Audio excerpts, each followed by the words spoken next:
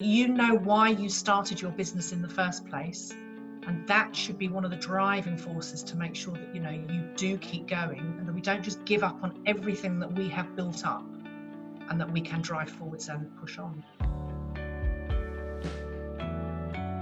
Welcome to PushOn. This is an interview series where we share stories of resilience from people like Katrina Wade, who is here with me today. Hello, Katrina. Hello, Kim. Good morning to you. Welcome. Would you mind just introducing yourself to everybody, please? Okay, I'm Katrina Wade. I'm a physiotherapist and I have my own clinic called Bodyworks Physiotherapy Clinic in Colchester.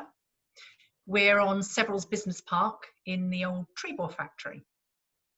And we've been here for 7.5 years so far. We are a physiotherapy and Pilates clinic. So I started up the clinic on the understanding that I either wanted just a one room somewhere just for me as a physio. We struggled to find premises, so we found a bigger premises. So we've got 2 treatment rooms and a small Pilates studio at the back.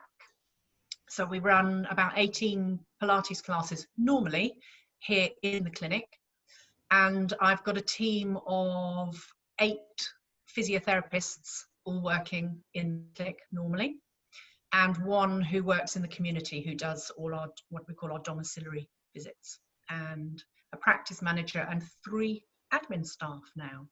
Mm-hmm. Okay, thank you. It's a reasonably big clinic. It's quite a big clinic, and I have to say to everybody, I've been taking Katrina's Saturday morning Pilates classes, and that's how I've gotten to know you. So I've been a part of seeing some of the work that you're doing at the moment, and that's what I would like to get into next, is how has the current pandemic changed your business and the way that you're having to operate at the moment? It's changed it tremendously, because obviously we're not seeing any face-to-face patients, and so our overall input patient-wise has reduced dramatically. But it has also had some quite positive effects as well, in as much as we straight away put our Pilates classes onto Zoom. So we're running 9 Pilates classes now. We're starting another beginners one next week. And the uptake for those has been really good. So a lot of our current Pilates clients have stuck with the virtual classes and are keeping going with them. And they have been so amazingly grateful for us to actually try and keep a little bit of normality going in their lives. Mm-hmm. And because a lot of them knew each other from the classes, it's also an opportunity for them at the beginning. We allow everyone to have a chit chat for sort of 10 minutes at the beginning. Then we mute and we do the class, quick chit chat at the end. And so it's almost given us a real sense of community and a huge amount of support from our Pilates clients as well. Mm. We were very hesitant about how useful physio Zoom consultations would be, because we are all very much hands-on manual therapists here. But I think it's surprised me, particularly, there's 2 of us that are doing them, on how successful they have been and how much we can do and how much we have helped people to get through, to keep going with advice, with exercises, which we email to them. The sessions take just as long, if not longer, than face-to-face sessions, and they have been incredibly successful. And I think we will continue with some virtual physio sessions even when we come out of lockdown, because for some people it's been great because they don't need to get in their car and come to us. They do it from their own home. And it's the same with the Pilates. A lot of people have said who haven't been able to get into the clinic for classes but are doing virtual ones, is this something you are going to continue with? And yes, we will. So I think that's a real positive to take from it. Brilliant. And as you're doing all of this and putting things online, I believe you're also starting to deal with the complexities of reopening the clinic. Yes. And how's that going for you? That, I think, has actually been more stressful than starting the clinic in the first place. Mm. And I think what doesn't help is that everyone's going off almost into their own little world, writing up policies and procedures. And we're all starting to get a little bit more confused with how much depth we need to go into. There isn't one. It would be really helpful if our governing body, say for example, had said, this is the PPE you need, here's a protocol for that, adjust accordingly, here's a protocol for X, Y and Z, so that we're not all going off and writing our own protocols and getting a little bit confused about it all. But we're opening next week for emergencies and essentials. That again is what we are being guided by our governing body. So we're not opening our doors back up to everybody. All new patients will be seen, and our current ones, they will all have a virtual assessment first, because we need to deem who is absolutely necessary about coming in. We've got protocols for everything. Cleaning protocols, we've got all our PPE, which was quite difficult to source. So that's all in place. So it should be safer coming in to see us than actually it probably is going into your local supermarket, to be quite honest. But it's been quite stressful and very time consuming. Now, obviously, there's a lot of things to be managing at the moment. Many of us can understand the stress, and it's clearly different for every business, depending on the type of business that you are. Now, how about support that you've been receiving? Have you been able to take advantage of any of the support that's been provided through Colchester Borough Council? Sadly not, because we sadly fall into the 15 to 51,000 rates bracket. And the only relief for that, whether it's on rates relief or grants, are for leisure, hospitality and retail. So we've fallen out of that area. However, the council have been very supportive. They have communicated with us when we've emailed them or rung them, because we do appreciate that they are incredibly busy and stretched, both time and financially. And I had an email yesterday to say that the new government funding that a lot of the councils have been given is now, they've now put out forms for people to fill in. So we're filling that in today, and we shall see whether we are going to be eligible at all. So hopefully we might get something. So no government grants or rates relief or anything like that from the council. Now, in terms of other support that's been available through the government or bounce back loans or whatever it might be, have you been able to access any support of that type? We have accessed a bounce back loan, but that is actually sitting in an account, hopefully not to be touched if we can, but we've got it, which is a big sigh of relief, because we think, okay, we've got that if we need it. Because a lot of people said to us, well, you know, why do you need a grant? Get a bounce back loan. And you think, yes, but the problem being is that it's going to take us months to get back up to anywhere near financial income that we were having. And at the end of the day, that loan has to be paid back. So luckily, that was a very, very easy process to go through. So if anyone is thinking about bounce back loans, it was really easy to apply for and came through very quickly. So I would recommend that to people if you know, if you're struggling, that is available. Yes, I think most people have found that the bounce back loans have been quite successful and easy to access. I myself have accessed one to simply refinance a different loan, which has been incredibly helpful. So that's good to hear more positive things from that. I mean, obviously we know that the pandemic has had a big impact on how you're having to operate the clinic.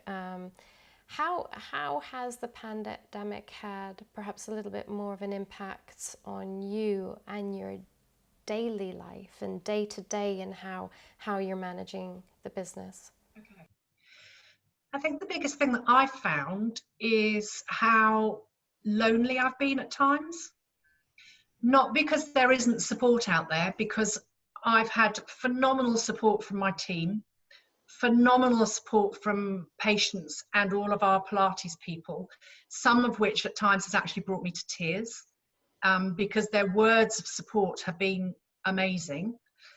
The other thing that's been really good support-wise is all the other physio practices in Colchester. We're all now communicating much more with each other, and we're working in parallel and rather than in competition, because there is enough work out there for all of us. So that's been good.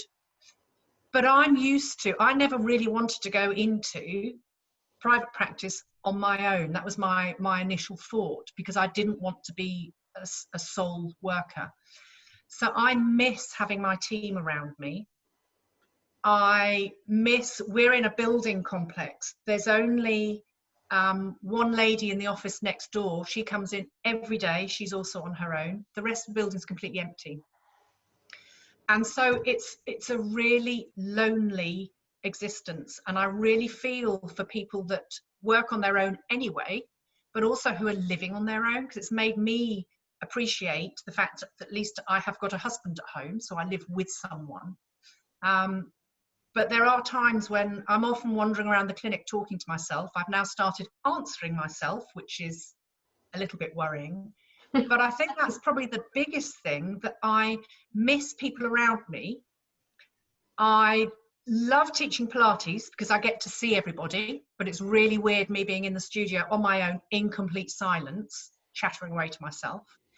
And I miss patient contact. I really miss being able to actually get my hands on a patient to mobilize a joint and things like that. So I think the loneliness has been the biggest thing, not through lack of support, but just because I am on my own in the clinic. So that will mean no birthday cakes in the clinic today? No birthday cakes. No, it's my birthday today. Although, having said that, I was reduced to tears as I came in this morning, because one of my staff had obviously come into the clinic last night and left me a bottle of Prosecco with a card on my desk. Oh. And so I walked into my office and there it was waiting for me, which was lovely. Oh, that brought a tear to my eye. Lovely. But it's now in the fridge, so I shall have that later on. Well, that's something to look forward to, isn't it? Yes. Yes. And leading in sort of, you know, what you're talking about in terms of how it's impacting how you feel, what sort of routines are you following, or little strategies to help you stay grounded through all of this and feel a little bit more in control of what's going on? Because obviously we can't control the pandemic. We don't know how things are going to change, how quickly they're going to change, how often the guidance is going to change from the government, and that can be a little bit overwhelming. So are there things that you're finding that you can do that are within your control to sort of help you manage how you feel about it? Yes, I mean, I come into the clinic every Tuesday and every Thursday, because those are the days where I do my virtual physio sessions, and on a Wednesday evening and a Saturday as well, because those are the two Pilates classes that I do. So keeping that as a very much a routine makes me feel that I am continuing to work, which is really, really important. The other days I'm working from home, including weekends as well. So that's probably a bit of a downside, and that's probably me as a person, that what I haven't done, which would have been a better routine throughout, I think, is to say, right, weekends are my time, family time, clear time. It's very easy, because I am now doing a lot of work from home. It's really easy to quickly check your emails, quickly do this, quickly do that.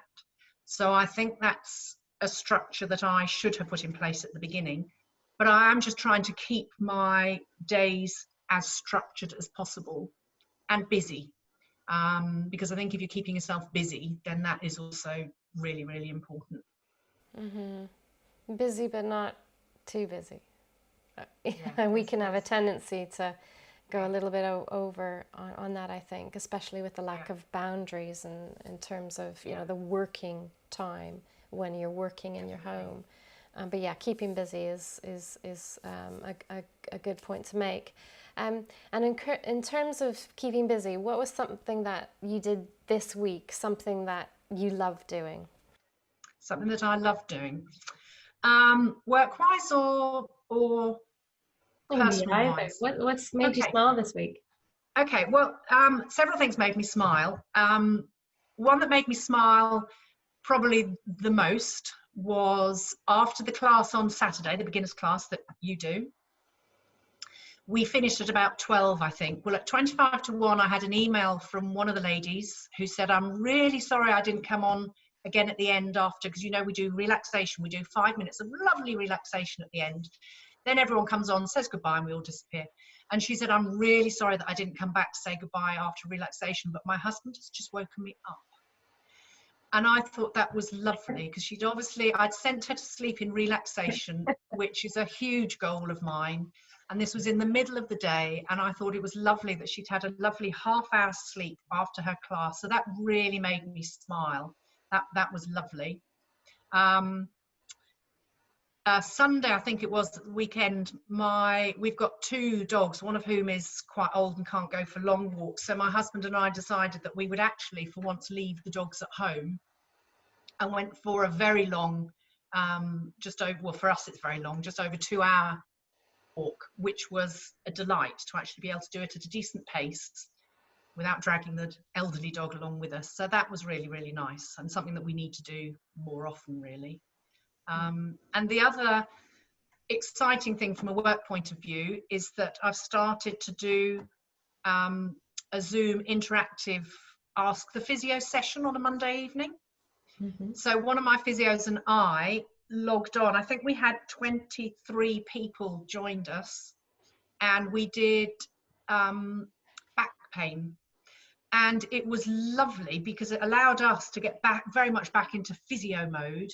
It allowed us to go through the anatomy and the causes of back pain as if we actually had 23 patients in front of us.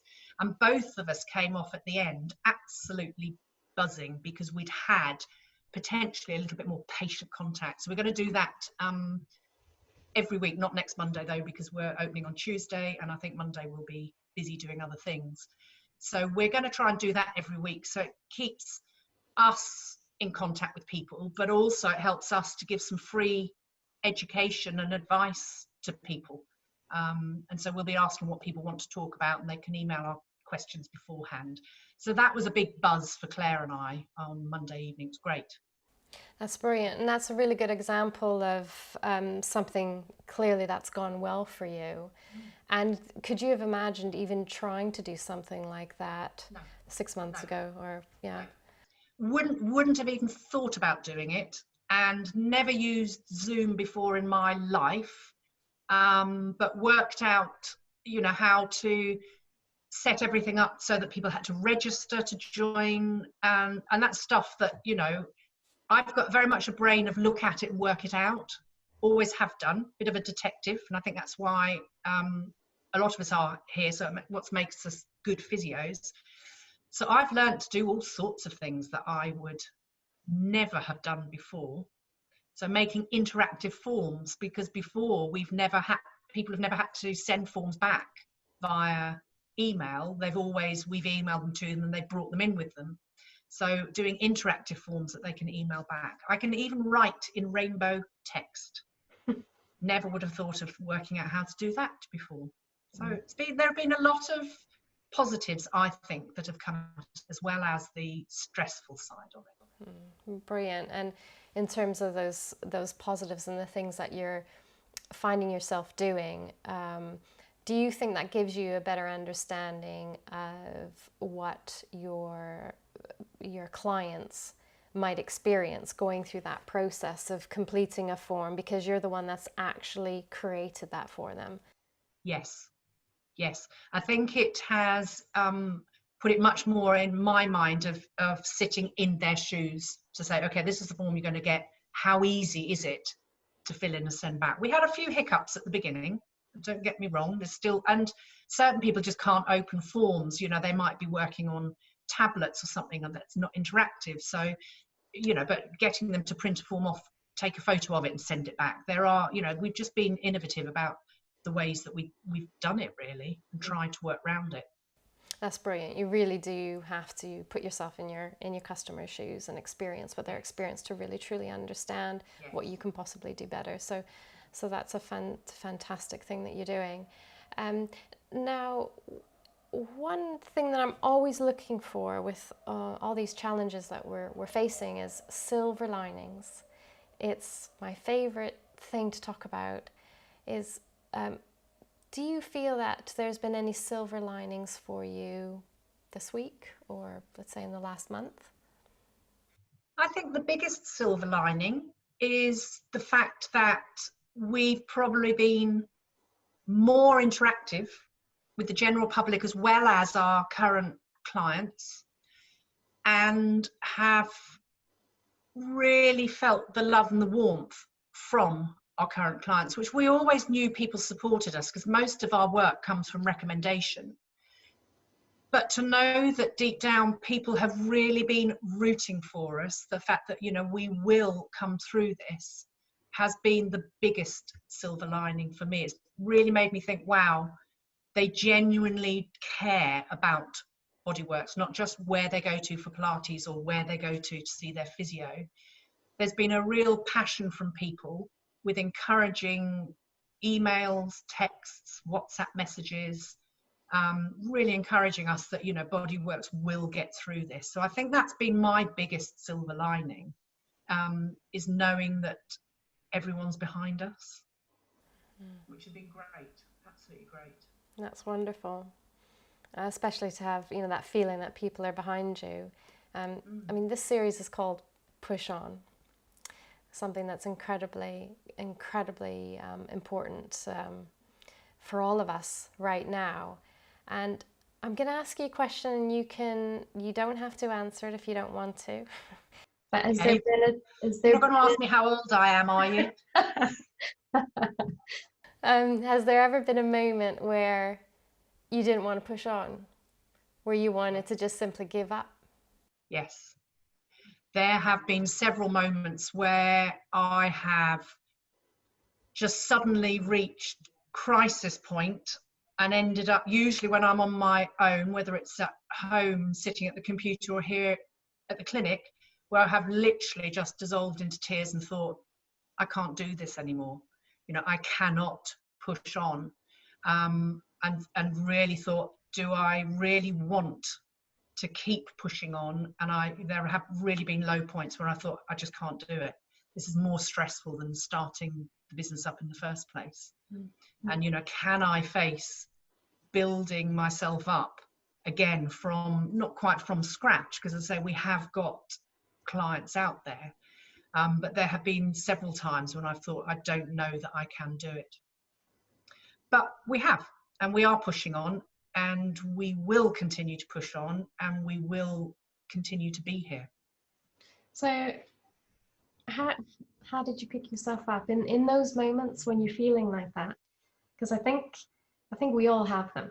I think we might not be telling the truth if we said that we don't, or maybe some people don't. But when you do, what do you do to help you get through that moment? What I normally do is have a word with myself and tell myself to pull myself out of it and pick myself up. But then I will pick just one particular task to then focus on, which might be for the rest of that day. Because I think most of the times that I've hit that point is because I get very easily distracted. I'll start to do one thing, that'll lead me into thinking, oh, I'll just go and do that. Oh, I've got to do that.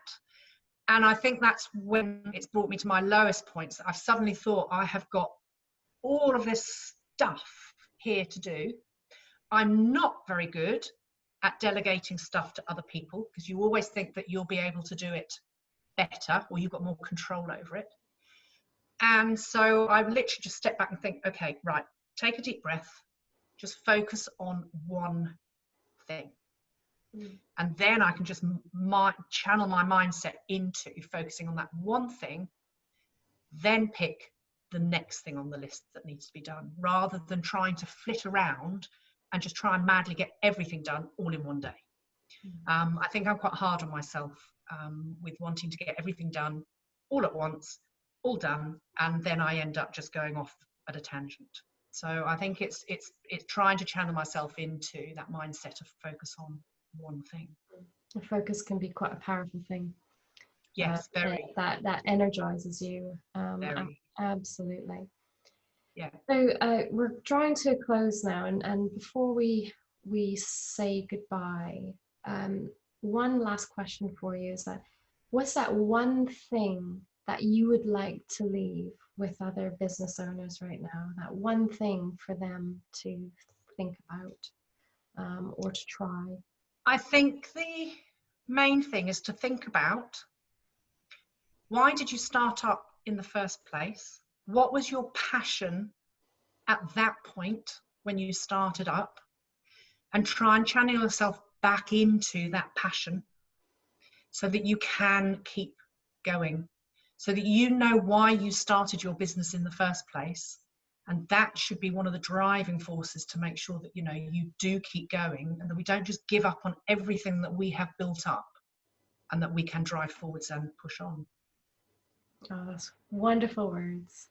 Wonderful words. Purpose is such a powerful thing, and when you do have that purpose clear, and you hold that purpose, it just makes it so much easier to move forward and to even communicate and talk about whatever it is that you need to share with others. Makes everything easier, doesn't it? So I thank you so much for Katrina for being so Kim. open and honest with us and sharing your story. We're here every Thursday at 12 p.m. to share stories. It will be with different types of businesses, because we all face different challenges. It will be different sizes of business. Next week we have Gary Riches from Driver Hire. He'll be with us. He owns and operates a franchise, so I'm interested to see if there's any differences in what a franchisee experiences. We also have a home-based business owner that we'll be speaking to, and an owner of a very large organization employing hundreds of people. We will try and reach through to as many as we can who are willing to share those stories. So thank you everyone for joining us today. I will say goodbye to everybody. Enjoy the rest of your week, and see you next week, Thursday at 2 p.m. for another talk on PushOn. Thank you.